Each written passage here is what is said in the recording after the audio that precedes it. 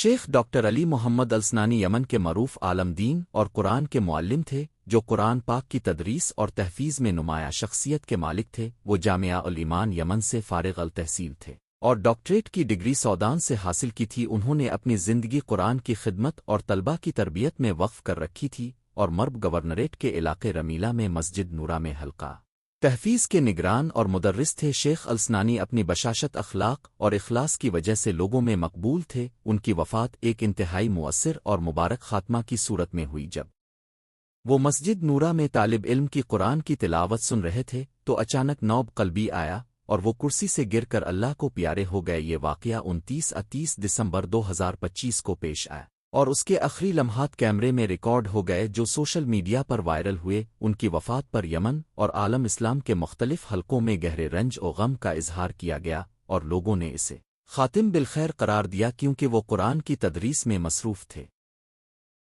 شیخ doctor علی محمد السنانی یمن کے مرب governorate میں واقع رمیلہ علاقے کی مسجد نورہ میں قرآن کریم کی تدریس اور تحفیظ کے حلقوں کے نگران اور مدرس تھے۔ وہ طلبہ کو قرآن پاک کی درست تلاوت سکھاتے اور ان کی نگرانی کرتے تھے، اور اپنی زندگی کا بڑا حصہ قرآن کی خدمت اور طلبہ کی تربیت میں وقف کر رکھا تھا۔ شیخ السنانی جامعہ الایمان یمن سے فارغ التحصیل تھے اور ڈاکٹریٹ کی ڈگری سودان سے حاصل کی تھی، جو ان کی علمی قابلیت کی دلیل ہے۔ وہ اپنے بشاش اخلاق، اخلاص اور قرآن سے گہری وابستگی کی وجہ سے علاقے میں بہت مقبول تھے، اور کئی طلبہ نے ان کے ہاتھوں قرآن حفظ کیا اور درست تجوید سیکھی۔ ان کی تدریسی خدمات کا سب سے بڑا ثبوت یہ ہے کہ وہ مسجد نورہ میں روزانہ کی بنیاد پر حلقہ تحفیظ چلاتے تھے، جہاں طلبہ کی تلاوت سنتے، اصلاح کرتے اور قرآن کی تعلیم دیتے تھے، حتیٰ کہ ان کی وفات بھی اسی مقدس فریضے کی ادائیگی کے دوران ہوئی جب وہ ایک طالب علم کی تلاوت سن رہے تھے۔ یہ خدمات یمن کے دینی حلقوں میں انہیں ایک مثالی معلم قرآن کے طور پر یادگار بنا گئیں۔ اللہ تعالیٰ ان کی تدریسی خدمات کو قبول فرمائے۔